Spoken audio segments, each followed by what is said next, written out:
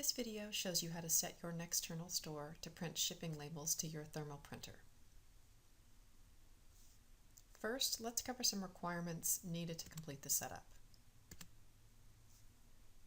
Number 1, administrator level user access is required within the Nexternal platform. Also, you must print to a thermal device from a PC. Thermal printing is not currently an option with Mac computers within the Nexternal platform. This video also assumes that your thermal printer is already turned on and connected to your computer or to another computer on your network with a USB cable.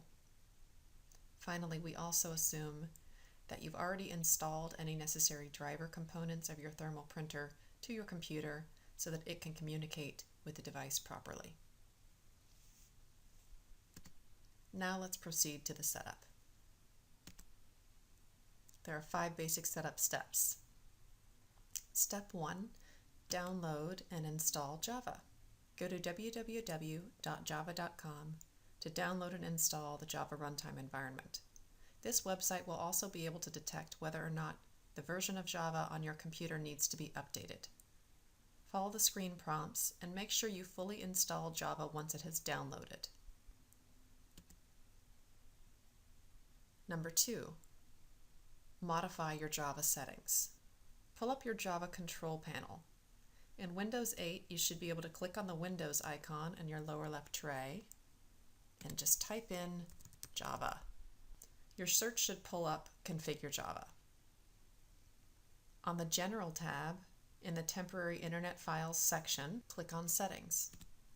When the new pop-up window opens, uncheck the box that says Keep Temporary Files on my computer if it's not already unchecked. Click OK to close the window and click OK again. Now the Java settings are complete. Number 3, configure your printing path. Log into your Nexternal store and go to the Settings section. Navigate to Compatible Software, click Edit, go to the Online Shipping Tools Preferences section, and find UPS, FedEx, Indicia, and GSO shipping. In the thermal printer port field, enter the network path in UNC share format. That's 2 backslashes, followed by the exact name of the computer or printer server that is physically connected to the thermal printer, another backslash, and then the name of the thermal printer. An easy way to find the name of the computer or print server is go to that computer that's connected to the thermal printer and pull up the PC settings. In Windows 8, you should be able to click on the Windows icon in your lower left tray and type in PC. Pull up this PC. Right-click and go to Properties. Your computer name is listed in the Computer Name section. To find the name of your thermal printer and make sure it's shared, navigate to your computer's Devices and Printers section. Again, in Windows 8, if you just type in Printer, you should be able to find this. Right-click and go to Printer Properties and make sure that it's Printer Properties and not just Properties. Navigate to the Sharing tab, click on Share this printer, and enter a share name. We highly recommend that your shared printer name should only consist of alphanumeric characters. Click OK, and then just close out.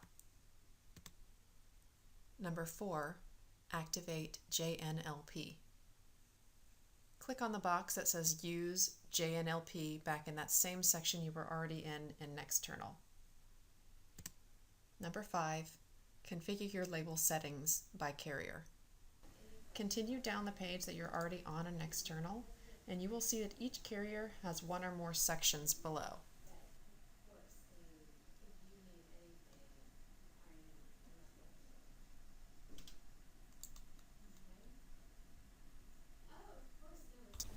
To print your label, you should follow the same process you would follow to create a laser label. Navigate to an order that is ready to ship, click on the order, and then click on Shipping Labels button at the bottom of the screen.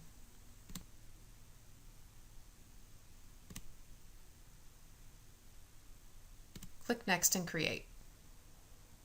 then click Print. On the next screen, unlike the laser label, you'll not actually see the thermal label.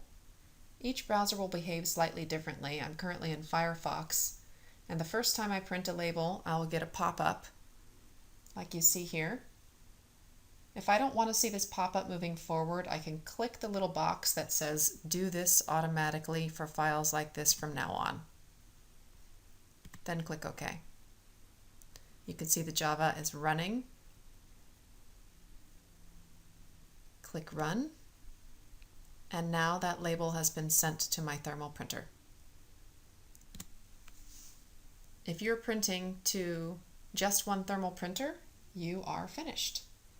If you are filling orders from multiple locations with separate thermal printers, or if you have more than one thermal printer within your office where you want to print shipping labels, we have another solution for you. Navigate to the User section and navigate to the user record of a person who is printing at a different location. Edit that user, and you'll see there is a thermal printer port box just like the one you configured in the settings section. So again, you would fill out the network path in UNC format, and that is again // computer name / printer name, and click Finish. You're all set to print. If you have any difficulty getting a label to print, you should find a troubleshooting link directly on the thermal printing page where you generated when you view the thermal label.